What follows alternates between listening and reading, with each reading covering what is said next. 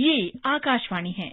कोविड-19 विशेष कार्यक्रम के अंतर्गत प्रस्तुत है कोरोना वायरस संक्रमण की वर्तमान स्थिति पर चर्चा, जिसे प्रस्तुत कर रहे हैं आकाशवाणी संवाददाता आनंद श्रीवास्तव। इस कार्यक्रम में आमंत्रित स्वास्थ्य विशेषज्ञ हैं Pushpavati Singhania research institute PSRI नई दिल्ली के डॉक्टर संजीव सक्सेना। नमस्कार।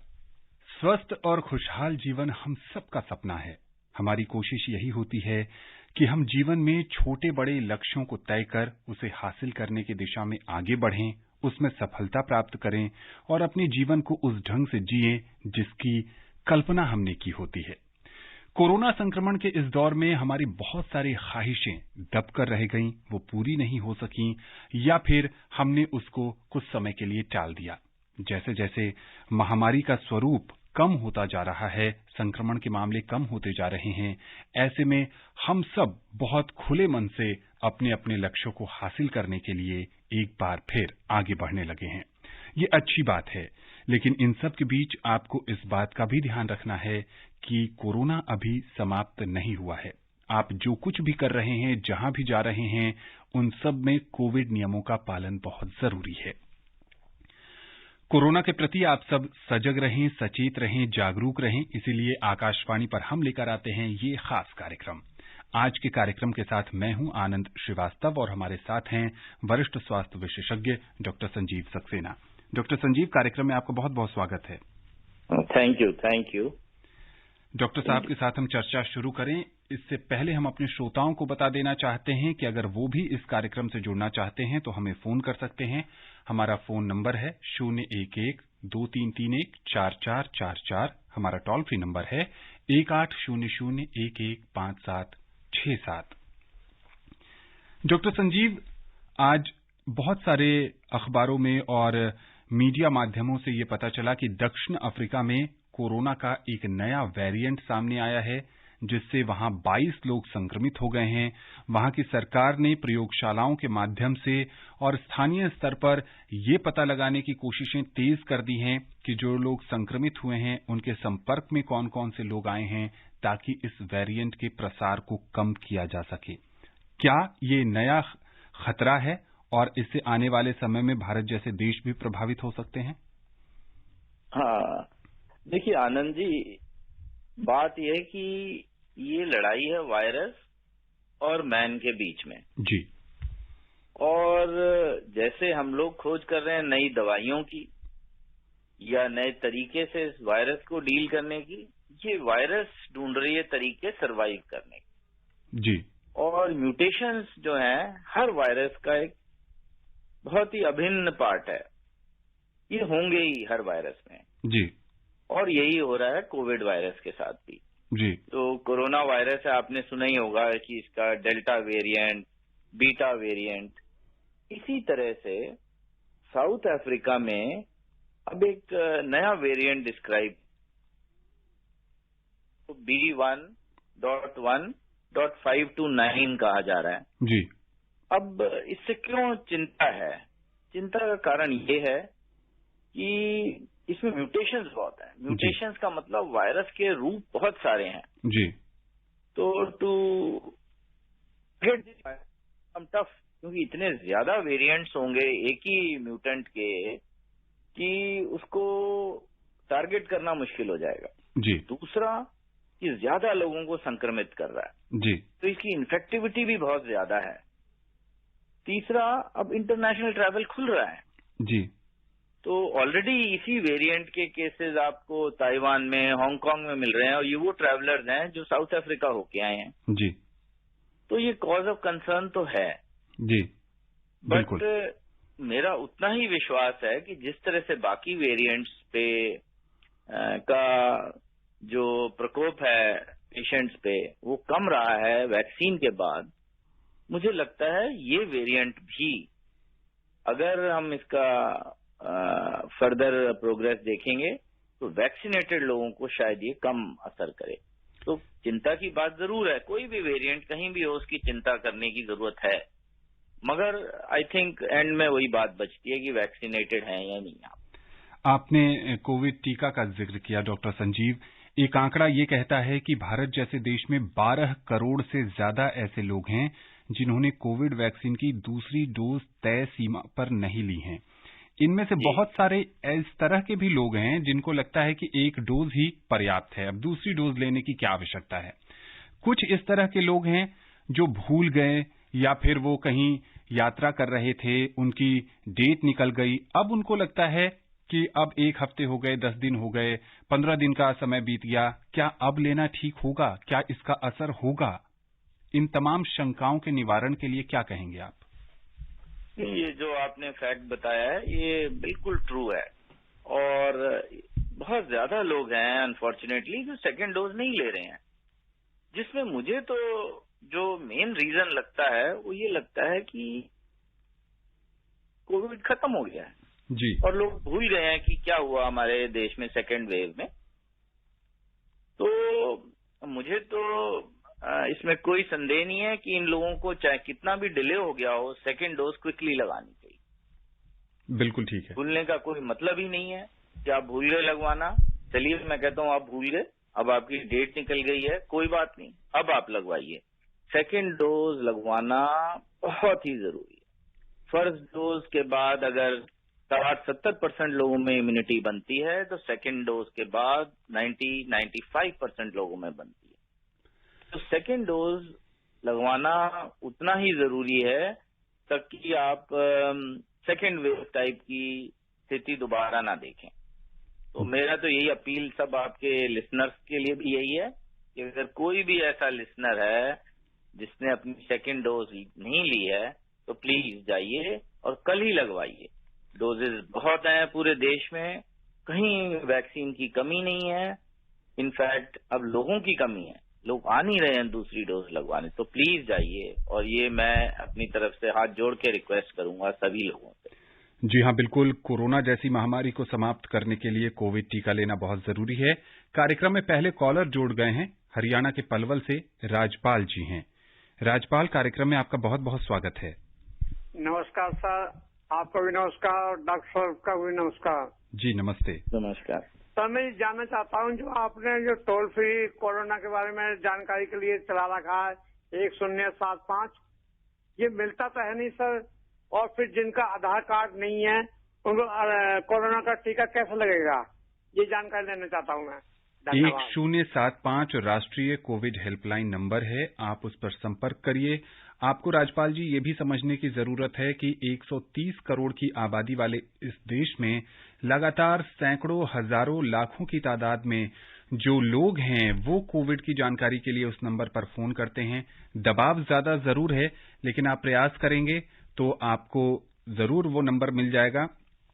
इसके साथ साथ आप जिस भी राज्य में रहते हैं, राज्य की कोविड हेल्पलाइन नंबर अलग है, आप वहां पर भी संपर्क करके कोविड से संबंधित कोई भी जानकारी ले सकते हैं, या फिर आप नजदीकी स्वास्थ्य केंद्र पर जाइए, वहां पर किसी चिकित्सक से आप बात करिए, वो भी आपको कोरोना से संबंधित सभी जानकारी मुहैया कराएंगे।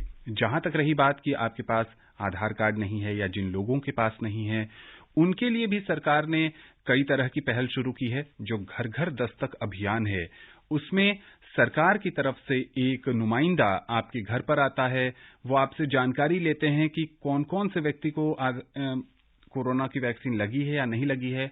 आप उनके सामने अपनी समस्या बता सकते हैं और फिर वहां से हल निकलेगा। अगर मन में चाह है कोविड वैक्सीन लगवाने की तो राह भी जरूर सामने आएंगे। उत्तर प्रदेश से हमारे साथ अगले कॉलर जुड़ गए हैं, बाने जी, कार्यक्रम में स्वागत है आपका। स्वागत है सर। नमस्ते सर, डॉक्टर साहब को और इस्मत साहब को। जी नमस्कार सर जी, मैं बन्ने बोल रहा हूँ, यूपी फैजाबाद जिला से। जी जी, मुझे डॉक्टर साहब से ये पूछना है सर जी, जैसे मैं दोनों वैक्सीन लगवा चुका हूँ तो क्या अब इसको फिर लगवाना पड़ेगा? जैसे कोई इससे कितने दिन तक इसका प्रभाव रहेगा? जी डॉक्टर संजीव, बूस्टर डोज के बारे में जानकारी चाहते हैं कि क्या बूस्टर डोज लगवाना पड़ेगा या 2 वैक्सीन काफी है? आप बन्ने साहब जी, आपने दोनों डोजेज लगवा लिए हैं? जी। अच्छा, देखिए अभी बूस्टर डोज में ना पॉलिसी बहुत क्लियर कट है नहीं।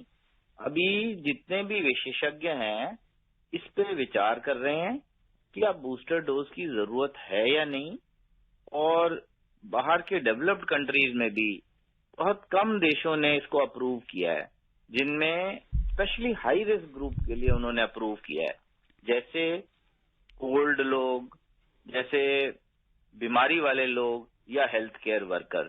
तो अमेरिका में, यूके में, इंग्लैंड में इन लोगों ने सिर्फ हाई रिस्क ग्रुप के लिए अभी बूस्टर रिकमेंड किया है। तो अभी इस पे विचार चल रहा है और जैसे ही बूस्टर का अनाउंसमेंट होगा तो आप अपना बूस्टर लगवा पाएंगे। जी हाँ, ये बिल्कुल। मत समझिए कि बिना बूस्टर के आपकी इम्यूनिटी वीक हो रही है। अभी ऐसा कोई एविडेंस नहीं है जो ये कहे कि अगर 2 डोजेस पूरी हो गई हैं तो इतने दिनों में आप फिर से इन्फेक्शन के लिए आपको दोबारा होने का डर बढ़ जाएगा। ऐसा है नहीं। तो अभी निश्चिंत रहिए, बट जब भी तय होगा तब आप जरूर जाइए। जब भी सरकारी दिशा निर्देश आप तक पहुंचे बूस्टर डोज के बारे में, तभी बूस्टर डोज लगवाएं, अन्यथा जो 2 डोज है कोरोना वैक्सीन की वो जरूर लें। उत्तर प्रदेश के लखनऊ से संगम कुमार जी हमारे साथ जुड़ गए हैं। संगम जी, कार्यक्रम में आपका बहुत बहुत स्वागत है। नमस्कार सर। नमस्ते। सबसे पहले तो मैं डॉक्टर साहब को दिल से आभार व्यक्त करूंगा, जिन्होंने दोनों डोज लगाने के लिए रातों दिन मेहनत किए और सभी 24 घंटे की अपना मेहनत करके सबको इस 100 करोड़ के पार कोविड का टीका लगाए। उनका मैं आभार व्यक्त करूंगा डॉक्टर साहब को। धन्यवाद। हाँ। और सर, आज का मेरा 2 सवाल है जी। पहला सवाल मेरा ये है कि ये जो कोविड टीका है कि तो ये कितने प्रतिशत तक प्रभावित माना गया है, और ये दूसरा मेरा ये सवाल है कि पहला टीका लगवाने के बाद से अचानक से ऐसे हो जाती है कि लगातार 15-16 दिन हो रहा है कि सर्दी खांसी और जुकाम लगातार 15 दिन तक ऐसे हो रहा है, तो क्या दूसरा डोज हमें लेना चाहिए या नहीं? पहले सवाल का जवाब अभी हमने इस कार्यक्रम में डिस्कस किया है। तो डॉक्टर संजीव, आप दूसरे सवाल पर क्या कहेंगे कि पहला डोज लेने के बाद 15 दिनों तक सर्दी, जुकाम और बुखार की समस्या रह रही है, क्या इसके बाद दूसरा डोज लेना ठीक होगा? हाँ, नहीं, दूसरी इसका आई थिंक ये थोड़ा सा इसमें ये हो सकता है कि जब आपने पहला डोज लिया तो उसी समय आपको खांसी जुकाम हो गया। मुझे नहीं लगता कि आपको ये सोचना चाहिए कि ये वैक्सीन की वजह से हो गया। 1-2 दिन ज्यादातर लोगों को कुछ थकान या हल्का बुखार या बदन टूट सकता है, बस 15 दिन ये इससे लेना देना इसका है नहीं। तो मैं तो यही कहूंगा कि आप बिल्कुल टाइम पे अपनी सेकंड डोज लीजिए, और अगर आपको थोड़ा भी डर है तो एक क्रोसिन की गोली जरूर खा लीजिए आफ्टर दी वैक्सीन। कुछ नहीं होगा, आपको निश्चिंत रहिए। आपको सेकंड डोज डिले नहीं करनी है, जैसे टाइम दिया गया है उसी पे लगवाइए। डॉक्टर संजीव, आप किडनी संबंधित बीमारियों का इलाज करते हैं, उसके विशेषज्ञ हैं। बहुत सारे किडनी के जो रोगी हैं वो भी कोरोना संक्रमित हुए, उस दौरान उनको बहुत सारी परेशानियां हुई, अब वो कोरोना से उबर गए हैं। ऐसे मरीजों को आप क्या सलाह देंगे कि वो भविष्य में किन सावधानियों को बरतें ताकि वो स्वस्थ जीवन जी सकें? जो एक ये सेक्शन है जिनको किडनी डिजीजेज हैं, इन पेशेंट्स में इम्यूनिटी इनकी थोड़ी कम होती है बाकियों के मुकाबले जी। तो इन लोगों को इन्फेक्शन हर तरह के ज्यादा पकड़ते हैं, लेकिन इनके लिए चीजें वही हैं कोरोना से बचने के लिए जो एक आम आदमी के लिए जी। तो सबसे पहले ये नहीं होना चाहिए कि भी मुझे किडनी डिजीज है तो मैं वैक्सीन हर किडनी पेशेंट को लगानी है। ट्रांसप्लांट पेशेंट जिनके गुर्दा बदली हो चुके हैं उनको भी लगानी है। इनफैक्ट उनके लिए तो अब ये चल रहा है कि शायद बट 2 डोजेस तो वो अपनी लगवाएं जी। तो वैक्सीन सबसे बड़ा हथियार है, और ये इन लोगों के लिए उतना ही इम्पोर्टेंट है चाहे आपको किडनी डिजीज है या नहीं, और अगर किडनी डिजीज है तो बहुत ही जरूरी है जी। दूसरी बात, जो मास्क पहनना है, स्पेशली जो डायलिसिस पेशेंट्स हैं उनको तो हॉस्पिटल जाना ही है हफ्ते में 2 या 3 बार डायलिसिस कराने के लिए, और वो अपना एटलीस्ट डबल मास्क पहन के जरूर जाएं डायलिसिस कराने जी। डायलिसिस के दौरान मास्क पहने रहें, सिर्फ खाने पीने के लिए अपना मास्क उतारें। तीसरी बात, हॉस्पिटल जाएं तो हाथ धो के जाइए, हॉस्पिटल से चलिए तो आके घर में अच्छी तरह से अपने हाथ धोइए, वहां अननेसेसरीली किसी चीज को टच ना करिए, जो बहुत जरूरी है बस उसी को टच करिए। और दूसरा, हॉस्पिटल में भी डिस्टेंस मेंटेन करिए। अगर क्राउडिंग है किसी रूम में तो उसमें मत बैठिए, आप उस रूम में बैठिए जहां पे जगह है। और वेटिंग रूम में जनरली अगर क्राउडिंग होती है तो हम रिकमेंड करते हैं कि आप नीचे हॉल में बैठ जाइए कहीं जाके, तब जब आपका नंबर आए तब आप आइए। तो कोई ऐसी नई चीज नहीं इनको करनी है, बट ये कॉमन मिथ है स्पेशली किडनी पेशेंट्स में कि कोविड वैक्सीन से मेरी किडनी की बीमारी बढ़ जाएगी, और ये बिल्कुल गलत है। और हर किडनी पेशेंट को कोविड वैक्सीन की दोनों डोजेस टाइम पे लगवानी है। जी बिल्कुल। उत्तर प्रदेश के गाजियाबाद से मोहम्मद यामीन जी जुड़ गए हैं। इससे पहले कि यामीन जी के साथ हम बातचीत करें, हम अपने श्रोताओं को बता दें कि गाजियाबाद में नवंबर के इस महीने में 65,000 से ज्यादा कोविड नमूनों की जांच हुई है, और अच्छी बात यह है कि अब तक सिर्फ 4 संक्रमित मरीज मिले हैं। पिछले वर्ष की तुलना की बात करें तो 65,000 जब जांच हुई थी पिछले नवंबर में, तो लगभग 5,000 कोरोना संक्रमित मिले थे। यामीन जी, स्वागत है आपका। सर नमस्कार। डॉक्टर साहब को भी नमस्कार जी। मैं यामीन भाई रेडियो वाला चिरोड़ी टोनी जिला का। सर मैं जानना चाह रहा हूँ, जैसे कि थोड़ी सी जांच बढ़ाई गई है तो पेशेंट 7,000 से 9,000 हो गए, इससे ये जानना चाह रहा था। और मौतों का आंकड़ा भी लगभग 400 कुछ हो गया आज। तो क्या ये छठ पूजा वगैरह जो हुई है इसका असर है? जी डॉक्टर संजीव। हाँ नहीं, देखिए थोड़ा तो जो भी त्योहार हमारे निकले हैं, चाहे वो दिवाली हो, दिवाली से पहले जो बाजारों में भीड़ थी, चाहे वो छठ हो, इनका असर हम एक्सपेक्ट कर रहे थे, बट सच पूछिए तो कोई असर हुआ नहीं है जी। और उसका रीजन यही है कि ज्यादातर लोगों ने वैक्सीन की दोनों डोजेज लगवा रखी हैं, और दूसरा समझदार लोगों ने भीड़ भाड़ से अपने आप को दूर रखा है जी। तो मुझे लगता है ये फेस्टिवल की वजह से जो अवसर दिया, जो हम सोच रहे थे कि बहुत ज्यादा पेशेंट्स आएंगे, वो हुआ नहीं है। और आप अगर कंसिस्टेंटली देखें तो जैसे आपने गाजियाबाद का ही एग्जाम्पल दिया कि कितना ड्रास्टिक फॉल हुआ है वहां पे पॉजिटिव पेशेंट्स मिलने का जी। यही पूरे देश में हो रहा है। तो अब तो नंबर 10,000 से कम आ गए हैं जी। तो अब तो कोविड डिक्लाइन पे है, बट ये डिक्लाइन पे इसलिए है कि हम लोगों ने इतने ज्यादा लोगों को वैक्सीन लगवा दी है कि उससे एक हर्ड इम्यूनिटी टाइप की चीज डेवलप हो रही है जी। तो उससे वायरस को कोई ऐसा आदमी ही नहीं मिल रहा जिसमें वो अपना घर बना सके। बिल्कुल ठीक, ये बात। कुशीनगर उत्तर प्रदेश से मुन्ना कुमार जी हमारे साथ जुड़ गए हैं। मुन्ना जी, कार्यक्रम में आपका बहुत बहुत स्वागत है। जी आनंद सर नमस्कार। डॉक्टर साहब को भी मेरा नमस्कार। नमस्ते। हाँ नमस्कार। सर जी मेरा एक क्वेश्चन है कि ये गले में दर्द होना खाना खाने के दौरान या स्वाद का ना पता लगना, क्या ये कोरोना के लक्षण है क्या? धन्यवाद। जी डॉक्टर साहब। ना पता लगना तो जरूर इसका लक्षण है, मगर गले में दर्द बहुत सारी बीमारियों में हो सकता है, तो ये स्पेसिफिक नहीं है मैं कहूँगा कोरोना के लिए। पर कोई भी जुकाम खांसी अगर है आपको और गले में नहीं है, आप जांच जरूर करा लीजिए।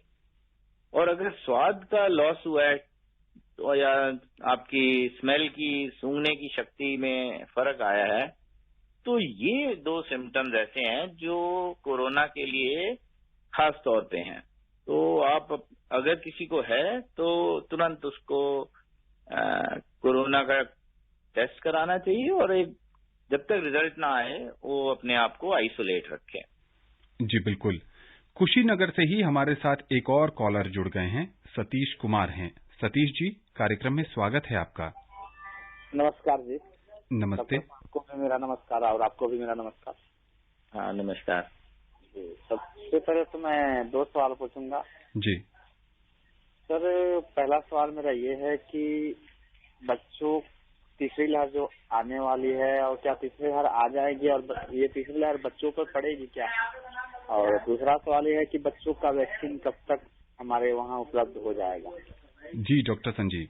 हाँ, तीसरी लहर की आशंका तो बहुत है, क्योंकि आपने देखा ही है तीसरी और चौथी लहरें भी आ रही हैं बाहर के देशों में, जैसे इंग्लैंड में, ऑस्ट्रिया में, जर्मनी में, अमेरिका में। तो आने को तो बिल्कुल आ सकती है, बट आप कर क्या सकते हैं? आप प्रोएक्टिवली अपना प्रोटेक्शन का पूरा मैकेनिज्म रखिए। आप ढील मत दीजिए, मास्क जरूर पहनिए, हाथ जरूर धोइए, डिस्टेंसिंग, भीड़ भाड़ में जाइए नहीं, शादियों में बुला रहे हैं आपको, जरूरी नहीं है जाना। तो ये सब चीजें रखेंगे तो तीसरी लहर आएगी नहीं। और जो भारतीय विशेषज्ञों का कहना है उसके हिसाब से तो थर्ड वेव का जो रिस्क है वो काफी कम हो गया है। तो इसलिए मैं तो नहीं समझता हूं कि आपको अब रही बात बच्चों की, तो ये एक बड़ा इम्पोर्टेंट क्वेश्चन है कि अब स्कूल खुलने की कगार पे हैं। कई प्रदेशों में खुल भी गए हैं, कईयों में अपकमिंग वीक में खुलने वाले हैं। तो बच्चों की वैक्सीन होना जरूरी है। तो अब बच्चों की वैक्सीन की तैयारी ऑलमोस्ट हो गई है और बहुत जल्द आप देखेंगे, हो सकता है बिल्कुल नए साल में, जनवरी में ही, कि स्कूल के बच्चों को भी वैक्सीन लग जाएगी और तब मेरे ख्याल से बच्चे भी सुरक्षित हो जाएंगे और स्कूल रेगुलर हो पाएंगे। जी डॉक्टर संजीव, बच्चों की चर्चा हो रही है। बच्चों से जुड़ा एक आंकड़ा आया है कि बहुत सारे जगहों पर स्कूल बंद कर दिए गए थे, दोबारा पिछले 2-3 दिनों में स्कूल खुले हैं और बच्चों में कोरोना संक्रमण देखने को मिल रहा है। ऐसे में अभिभावकों की चिंता एक बार फिर से बढ़ गई है कि बच्चों के लिए बहुत मुश्किल है लंबे समय तक मास्क लगाना। बच्चों को कैसे समझाएं कि सुरक्षित दूरी का पालन करें। बच्चों का बहुत चंचल मन होता है और उनसे इतने कड़े अनुशासन की अपेक्षा करना बहुत कठिन है। क्या सलाह देंगे आप अभिभावकों को और बच्चों को दोनों? नहीं, देखिए, ये बात जो आपने सारी बातें कही हैं बिल्कुल सच है और इसीलिए ये एक रिस्क है कि क्या बच्चों का स्कूल खोला जाए ना खोला जाए। अगर खोला जाए तो क्या पेरेंट्स भेजें ना भेजें। तो गुड पॉइंट ये है कि जितने भी सेकेंड वेव में या फर्स्ट वेव में इंडिया में बच्चों में इफेक्ट हुआ है, बहुत माइल्ड था जी, बहुत सीवियर कोविड हुआ नहीं इन लोगों को। तो ये एक अच्छी बात है कि शायद बच्चों में उतना भयंकर रूप कोरोना का होगा नहीं जी। तो ये एक प्लस पॉइंट है। बट अदरवाइज ये डिसीजन बहुत टफ है बिल्कुल कि भाई आप भेजें ना भेजें। तो आइदर वे मुश्किल है। घर में भी बच्चों का बैठना बड़ा मुश्किल हो रहा है और बहुत तरह की प्रॉब्लम्स हो रही हैं बच्चों को जी। तो सलूशन तो वही है कि भाई वैक्सीन आ जाए और वैक्सीन लगे बच्चों को और वो जल्द होने वाला है जी। ये आप निश्चिंत रहिए कि बहुत जल्द हो जाएगा। राजस्थान के अलवर से सुरेश रावल जी हमारे साथ जुड़ गए हैं। सुरेश जी, स्वागत है आपका। नमस्कार सर। नमस्ते सर, मैं ये पूछना चाहता हूँ कि जो जिन लोगों को स्टंट लगे हुए हैं सर हार्ट में जी, तो उनका सर कितना खतरा हो सकता है कोविड का सर? जी डॉक्टर संजीव। नहीं, उतना ही खतरा है स्टेंट वालों को भी जितना नॉन स्टेंट वालों को। स्टेंट खतरा बढ़ नहीं रहा है जी। बट आपको ये भी समझ आना चाहिए कि अगर आपको स्टेंट पड़ा हुआ है तो इसका मतलब आपको हार्ट की बीमारी तो है जी। तो इसमें आपको अगर कोविड हो गया तो हार्ट पे जो उसका असर है वो ज्यादा चिंताजनक हो सकता है जी। तो इसलिए स्टेंट वालों को भी एक्स्ट्रा केयर करनी है कंपेयर टू एक जो बिल्कुल हेल्दी आदमी है। और नंबर 2, उनको भी फटाफट अपनी वैक्सीन लगवा लेनी चाहिए। राजधानी दिल्ली से आफताब आलम जी हमारे साथ जुड़ गए हैं। आफताब जी, आकाशवाणी के इस कार्यक्रम से जुड़ने के लिए आपका स्वागत है। नमस्कार डॉक्टर साहब। हाँ, नमस्कार। नमस्कार सर। मेरे को ये जानकारी लेनी थी कि जैसे किसी वजह से मेरे पास एक ही मास्क है, मुझे सर्दी जुकाम लग जाता है, उससे नाक से पानी बहता है, मैं उसको पलट के लगा तो इसका क्या दोबारा इन्फेक्शन कुछ होने का खतरा बना रहता है क्या? हाँ, नहीं, देखिए, मैं ये कहूंगा कि मास्क लगा के उसको पलट के यूज करना ठीक नहीं है। जो बाहर की साइड है वो बाहर रहे, जो अंदर की साइड है वो अंदर ही रहे। और अगर आपको मास्क खरीदने में दिक्कत है या मास्क उपलब्ध नहीं हो रहे हैं आपके पास, तो आप घर में कपड़े का मास्क बनाइए और वो बांधिए, और वो कपड़ा आराम से साबुन में धुल सकता है, और आप उसको धो के सुखाइए और दोबारा यूज कीजिए। ऐसे अगर आप 3 या 4 मास्क भी बना लें तो रोज एक मास्क यूज कीजिए, उसको धोइए और सुखाने रख दीजिए। सनलाइट में सुखाएंगे, धूप में तो बहुत अच्छा है, तो आपके पास जो एक मास्क है वो चौथे दिन उसका दोबारा इस्तेमाल होगा। तो ऐसे कर लीजिए। आप ये जो मेडिकल मास्क हैं ये ना ढूंढें अगर नहीं मिल रहे हैं। ऐसे तो अब ये सब जगह उपलब्ध है, कोई प्रॉब्लम है ही नहीं। आप पास के स्वास्थ्य केंद्र में जाइए, दवा क्यों नहीं मिलेंगे, बड़े आराम से मिल जाएंगे। बिल्कुल। उत्तर प्रदेश से कृष्ण गुप्ता जी हमारे साथ जुड़ गए हैं। कृष्ण जी, स्वागत है आपका। जी सर, नमस्कार। नमस्ते सर, हमारा ये सवाल है जी, किसी तरह को मासा बौसीर हो गया है, वो ठीक नहीं हो पा रहा, और हमने कई हजार का दावा करा चुके हैं। डॉक्टर साहब ये भी जानना चाहते हैं कि क्या इस तरह की समस्या का संबंध भी कोरोना से हो सकता है? नहीं, कोरोना से तो इसका कोई संबंध नहीं है, बट जिनको बवासीर है, इज दैट राइट? जी हाँ, तो उसके लिए तो आप किसी अच्छे इसके स्पेशलिस्ट, जनरली जो सर्जन्स होते हैं वो इसके बहुत स्पेशलिस्ट, आप किसी भी सर्जन को कंसल्ट करिए और इसमें कोई बड़ी बीमारी नहीं है, ठीक हो जाएगी। डॉक्टर संजीव, इस तरह के जो मरीज होते हैं इनके मन में एक और शंका होती है कि इस रोग की भी दवाइयां चल रही हैं, ऐसे में क्या वैक्सीन लेना सही होगा? बिल्कुल, कोई ऐसी दवा नहीं है जिसका इस वैक्सीन के साथ रिएक्शन हो जी। जो आम आदमी ले रहे हैं तो उनको जरूर लेनी चाहिए वैक्सीन, और इन रोगों की दवाइयों में कोई लेना देना नहीं। जी हाँ, बिल्कुल। अगर आप किसी और समस्या से परेशान हैं तो भी कोरोना वैक्सीन आपके लिए सुरक्षित है। आप कोरोना की वैक्सीन जरूर लें, और इस तरह की मन में शंका न रखें कि अगर मेरी दवाइयां चल रही हैं तो उसका कोई साइड इफेक्ट पड़ सकता है। कार्यक्रम में अंतिम कॉलर को शामिल करते हैं। ब्रिजेश जी हमारे साथ जुड़ गए हैं। ब्रिजेश जी, बहुत संक्षेप में अपना सवाल पूछिए। सर, ये बताइए जी, ये जो कोरोना कोविड-19 की तीसरी लहर आने वाली है जी, तो ये खत्म नहीं होगी सर? डॉक्टर संजीव, क्या कोरोना का खात्मा निकट भविष्य में होगा? बहुत संक्षेप में, समय बहुत कम है। आप ही लोगों के हाथ में है। अगर आप लोग मास्क पहनेंगे, बेवजह बाजार नहीं जाएंगे, शादियों में नहीं जाएंगे, तो ये थर्ड लहर आएगी ही नहीं।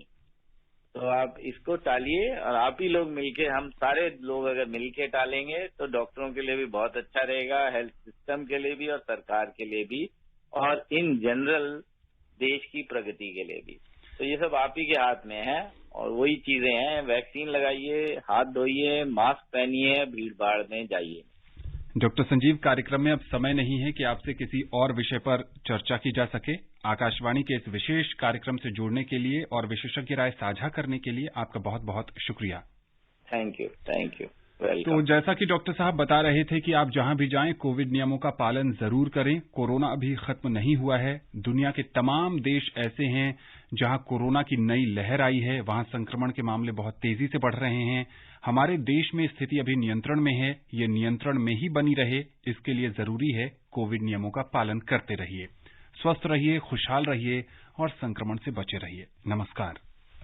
कोविड-19 विशेष कार्यक्रम के अंतर्गत अभी आप सुन रहे थे कोरोना वायरस संक्रमण की वर्तमान स्थिति पर चर्चा, जिसे प्रस्तुत कर रहे थे आकाशवाणी संवाददाता आनंद श्रीवास्तव। इस कार्यक्रम में आमंत्रित स्वास्थ्य विशेषज्ञ थे Pushpavati Singhania research institute PSRI नई दिल्ली के डॉक्टर संजीव सक्सेना। ये कार्यक्रम आकाशवाणी के समाचार सेवा प्रभाग द्वारा प्रस्तुत किया गया। इसे आप हमारे mobile app news on AIR और YouTube channel news on AIR official पर भी सुन सकते हैं। इस कार्यक्रम के संबंध में अपनी प्रतिक्रिया आप हमें ईमेल कर सकते हैं। पता है airnsttalks@gmail.com। ये कार्यक्रम फिर से सुनने के लिए लॉग ऑन करें हमारी वेबसाइट newsonair.nic.in।